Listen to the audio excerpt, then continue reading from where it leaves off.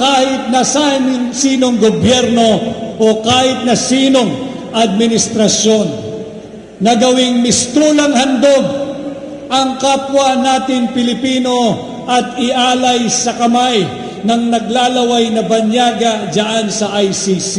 Hindi ganyan ang Pilipino, hindi ganyan ang Pilipinas, at hindi dapat ganyan ang gobyerno.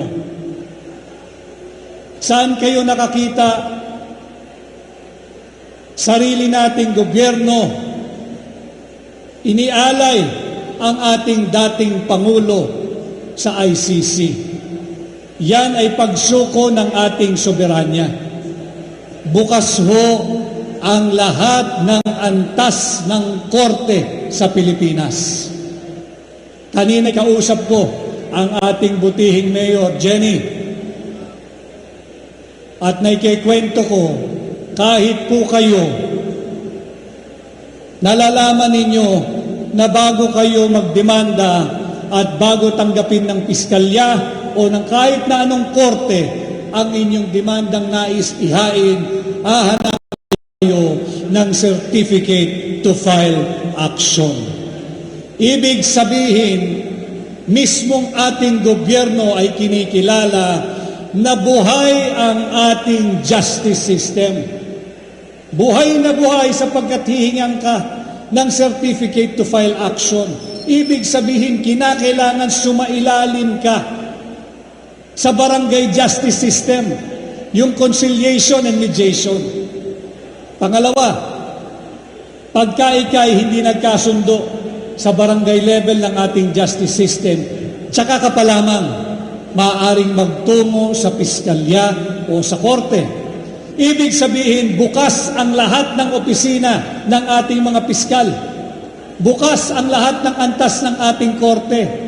Ang MTC, ang RTC, ang Court of Appeals, ang Sandigan Bayan, ang Ombudsman, ang Court of Tax Appeals, at higit sa lahat, ang ating Korte Suprema. Magkaganoon pa man, ano ang ginawa ng Marcos administration kay Pangulong Rodrigo Roa Duterte? Uulitin ko, paulit-ulit kong babanggitin sa inyo. Siya ay ginawang mistulang handog at inialay sa kamay ng mga naglalaway na banyaga diyan sa ICC. Yan ay pagtalikod sa kapwa natin Pilipino. Yan ay pagtraidor sa ating saligang batas. Yan ay bahagi ng patuloy na pambubudol ng Marcos administration. Huwag sana ninyong pahintulutang magpatuloy.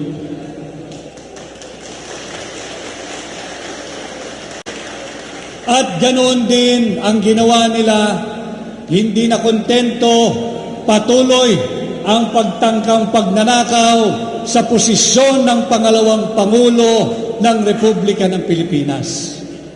Alam kong alam na alam ninyo na nakabinbin ngayon sa Senado itong huwad na impeachment complaint laban kay Inday Sara Duterte.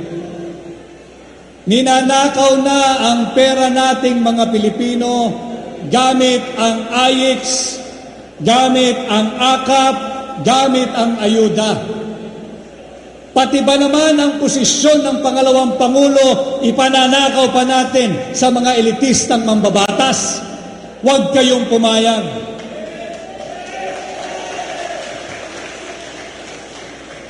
At magagawa lamang natin yan ngayong nalalapit na halalan. Tandaan ninyo, lahat ng nagkanulo kay Tatay Digong, tandaan ninyo, lahat ng pumirma dyan sa invalid at unconstitutional impeachment complaint, sisantihin na natin sila sa kanilang mga trabaho. Uulitin ko, sisantihin na natin lahat ng pumirma sa impeachment complaint laban kay Inday Sara Duterte. Huwag tayong pumayag. Palitan na natin sila. At lahat ng sumusuporta sa baluktot at tiwaling pamumuno ng administrasyon ni Bongbong Marcos. Paano natin ito malalabanan? Paano natin ito may tutuwid? Ihatid natin bilang gobernadora, bilang ina ng ating probinsya, si Governor Juliet Uy.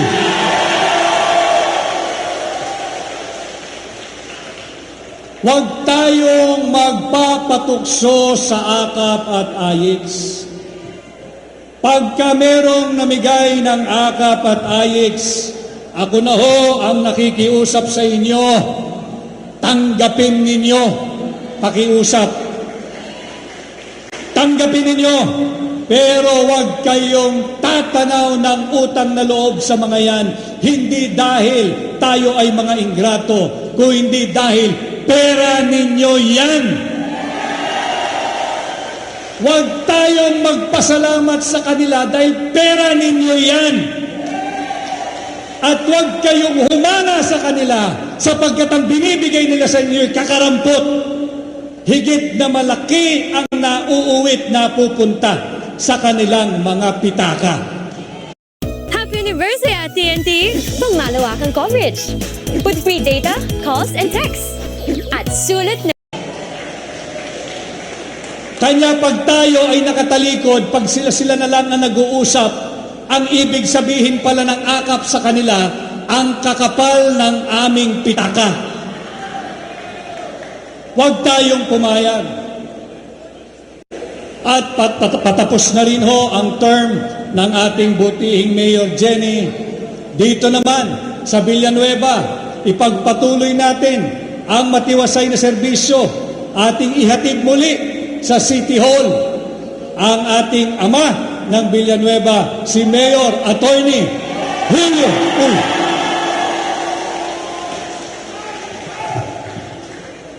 Ito ho ay mahalaga na ating pinag-uusapan.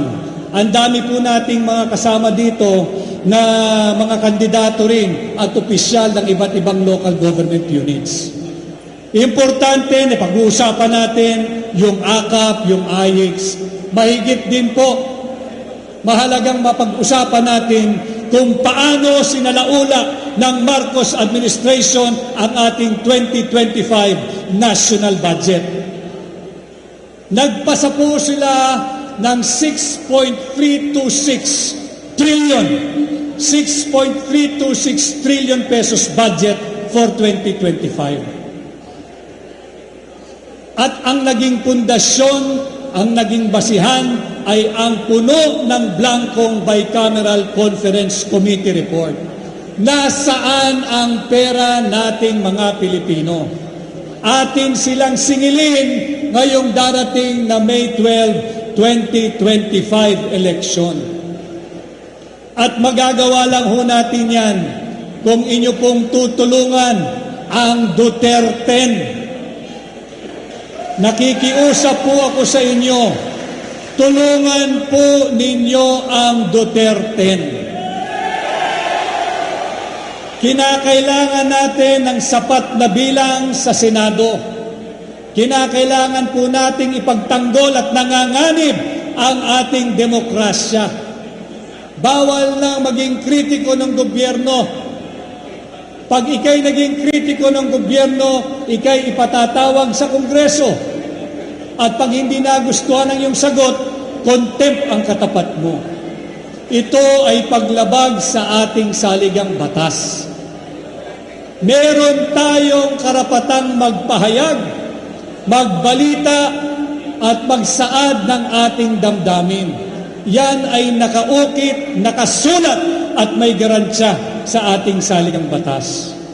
Nalalaman ito ng ating kaibigan, ang sikat na vlogger, si Boss Dada, na ilang beses nang pinatatawag. Kinakailangan po namin ang tulong ninyo. Sana ho, pagdating sa May 12, tulungan po ninyo ang ating mga kasama sa Duterte. Andyan po si Senador Dante Marcoleta. Tulungan po natin.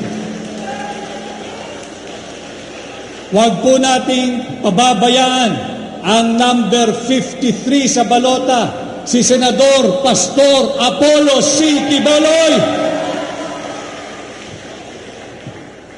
Malaki ho ang sinakripisyo ni Senador Quiboloy. Ultimo kanyang kalayaan sa ngayon ay nakapiit. Subalit wag natin siyang kalilimutan pagdating ng May 12, 2025. Tulungan po ninyo, nakikiusap po ako. Pakiusap po, vote straight Duterte. Duterte. Duterte. Duterte. Duterte. Duterte. Wag na po tayong lalagpas dyan sa 10. Tulungan po ninyo itong aking mga kasamahan sa Duterte. Nandyan din ho si Attorney J.V. Hinlo. Siyempre ang aking kasama, nandyan lamang ho sa backstage, si Senador Raul Lambino, nandyan din. Andyan din ang isa pang abogado, si Senador Attorney Jimmy Bondoc. Ibalik natin sa Senado, si Senador Bato de la Rosa. Tulungan din natin, ibalik sa Senado, si Senador Bongo. At siyempre ang aking kaibigan, si Senador Philip Salvador. Ito ho ang Duterte. Huwag po ninyong kalilimutan. At tayo naman ay number 56 sa balota.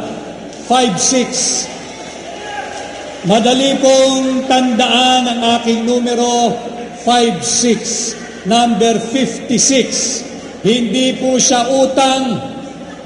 56, hindi siya pautang. Tratuhin po natin itong 5-6 na ito, itong 56 na ito, bilang ating kolektibong puhunan patungo sa mabuting lipunan. Marami pa hong mga mahalagang isyong panlipunan na dapat nating tinatalakay at pinag-uusapan. Kaya ako po nababanggit sa inyo, yung akap at ayuda, kunin po ninyo, ulitin ko, kunin ninyo pag may magbibigay ng akap at ayuda. Pera nyo po yan eh. Pero hindi kapalit niyan. Huwag nyong ipagpapalit sa ayudang yan ang inyong self-respect, ang inyong dignity, ang inyong dangal, ang inyong pagkatao, ang inyong boto, at ang kinabukasan ng mamamayang Pilipino. Kung gusto ho talaga nila ng ayuda o ayudahan ang mamamayang Pilipino, bakit hindi na lamang gawin ng gobyerno ang tunay na nararapat? Kagaya ng alam kong tayong lahat ay bigat na bigat sa presyo ng kuryente sa ating bansa. Imbis na ayuda na binibili ang boto ninyo, ang dignidad ninyo. Bakit hindi maisip ng gobyerno at ng mga tiwaling politiko na lahat ng gumagamit ng kuryente na ang inyong monthly billing ay hindi lalagpas sa 2,000 piso, libre na? Yan ang dapat gawin ng gobyerno. Mas mura yan, di hamak, kesa sa ayuda. Kung 2,000 kada buwan, sa isang taon, 24,000 pesos lamang kada pamilya. Higit na maliit. Bakit kinakailangan tayong magtipid? Sapagkat lubog na sa utang ang Pilipinas. Itong ayuda, walang napatunayang mabuting pruweba ito. Maghanap kayo ng tumatanggap ng akap o ng AYIX o ng ayuda. Hingan ninyo sila ng testimonial o pagpapatotoo. Tanungin ninyo, sa paulit-ulit na pagtanggap mo ng akap at AYIX, bumuti ba ang buhay mo? Bumuti ba ang buhay ng pamilya mo? Walang bubuting buhay dyan sapagkat hindi po sustainable yan. Yan ay lantarang pambibili ng boto ninyo. At nalalaman niyo yan dito. Alam na alam yan ng ating incoming at susunod na ina ng ating probinsya, si Gobernadora Juliet. Huwag tayong papadaig sa ayuda. Huwag tayong papadaig sa AYIX. Uulitin ko, pera ninyo yan. Pag may namigay, kunin ninyo. pero huwag kayong tatanaw ng utang na loob. Uulitin ko, hindi dahil tayo ay mga ingrato, kung hindi nalalaman natin ang totoo, pera ng mga Pilipino yung pinapamahagi ng mga tiwaling politiko. Your phone can instantly turn into a tablet. This is a phone screen magnifier. Just put your phone in, and you can watch shows on a big screen. Hihingi din po ako ng tulong sa inyo. This is my personal favor to ask from you. Sana ho ay matulungan ninyo akong mangampanya. Sana ho ay ipangampanya ninyo ako sa inyong mga pamilya, kamag-anak, kapitbahay, kakilala, kabarangay, kamunisipyo, kaprobinsya, at sa lahat ng kilala ninyong Pilipino saan man pong bahagi ng mundo. Ipangampanya po ninyo ang number 56, si Attorney Vic Rodriguez. Wala rin po akong ayuda, wala rin po akong akap, wala rin po akong ayix. Subalit ang meron ako ay ang puso ng pagiging Pilipino katulad ninyo. Nung ako ho ay nag-file ng aking candidacy, ako ho ay nag-file bilang independent, kasama ko ang hakbang ng maisog. At sa pag-file kong yan, ako ay natanong at ako'y nagbigay ng aking pahayag. Ang sabi ko sa nagtanong, ako ay kumakandidatong independyente sapagkat ang aking katapatan ay tanging sa Republika ng Pilipinas lamang. Ang katapatan ko ay not for sale. Ang katapatan ko ay hindi sa isang politiko, hindi sa isang political party, at higit sa lahat, hindi sa kung sino mang elitista o oligarko. Ang nais kong kapartido, ang nais kong kasama, ang nais kong kaagapay ay kayo, mamamayang Pilipino. Kailangan din ho natin tulungan sapagkat alam naman natin na nagsisimula ang laban pagdating sa taunang budget sa mababang kapulungan o sa Kongreso. Tulungan ho natin ang party list ni Pangulong Rodrigo Roa Duterte. Tulungan po natin, number 2 sa balota, ang PPP. Ang PPP party list, ang party list po ni Pangulong Duterte, ni Congressman Pulong Duterte, at ni Mayor Baste Duterte. Kinakailangan po natin ng numero, hindi lamang sa Senado, kung hindi pati sa Kongreso. At papaalala ko po muli sa inyo, huwag na po natin ibalik sa pwesto ang lahat ng nagkanulo kay Pangulong Rodrigo Roa Duterte. Pwede po ba yun? Meron pa ho akong isang paalala at pakiusap sa inyo. Atin pong sisantihin at wag nang ibalik sa pwesto ang lahat ng kongresista na pumirma sa impeachment laban kay Inday Sara Duterte. Huwag po tayong magpapadala sa suhol. Kunin ninyo pag kayo'y binigyan ng pera. Paulit-ulit ang aking pakiusap. Kunin ninyo. Pero huwag kayong tatanaw ng utang na loob.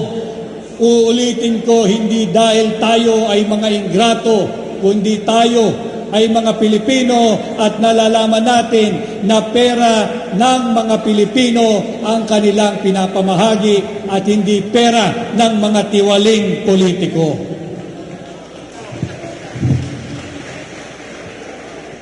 At ito ho sana ang gawin ninyong mga gabay patungo dito sa ilang araw na lamang matatapos na ho ang kampanya, national man at lokal. Sana'y ito ang inyong gamiting batayan, gamiting sukatan, gamiting pagtimbang o timbangan sa pagpili ng mga bagong leader ngayong May 12, 2025. Alam mo ninyo, ito'y magsusumbong lamang po ako at may babahagi ko lamang.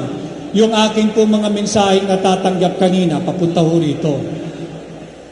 Ang dami kong natatanggap na mensahe sapagkat ngayong araw ang simula ng overseas voting. At ang dami sa ating mga overseas Filipino workers at mga Filipino migrants ang nagpaparating ng mensahe. Hindi daw po binibilang ng tama ng makina yung kanilang boto. Palagian daw po kahit ako'y binoto, wala yung pangalan ni Atty. Vic Rodriguez, wala yung number 56 doon sa tali ng kanilang binoto. Paano po natin ito malabanan? Wala po tayong solusyon sa ngayon, kundi isang bagay. Sana ho pagdating ng May 12, maglabasan po kayo sa inyong mga tahanan. Bumoto po kayo, hikayatin ninyo lahat ng inyong kakilala, bumoto ho sa May 12, 2025. At para makita ng mga nagtatangkang mandaya, hindi lamang sa akin, kundi pati kay gobernadora, kay mayor, at sa iba pang mga senador, nakikita ko ho kasi ngayon ang inyong kulay. Baka ho pwede sa araw ng halalan, sa May 12, 2025, wag lamang yung campaign t-shirt ang inyong gamitin. Magsuot po tayo ng berde para labanan ang mga peste sa eleksyon. Yan ho ang aking pakiusap. Bumoto po tayo. Hikayatin ninyo ang lahat ng inyong kakilala na bumoto. Magsuot po tayo ng berde. Labanan natin ang peste ngayong halalan, May 12, 2025. New and improved Red Ribbon Chocolate Roll Creations. Your new role model. Now at sweeter prices. At muli ho, ako'y nagpapasalamat sa napakainit ninyong pagtanggap. Kay Mayor, maraming salamat ma'am sa iyong pagtanggap sa amin. Ganon din sa ating incoming governor. Nakikita ko rin ang aking kaibigan, si board member Princess Emano naririto. At ang iba pa nating mga opisyal, si Konsihal Pitogo naririto rin. Sana ho ay tulungan ninyo ang inyong lingkod, number 56 sa balota, Attorney Vic Rodriguez, Pilipino, abogado, maisod. Attorney Vic Rodriguez, kasangga sa matag na at naghandong sa hapsang nakatingkat.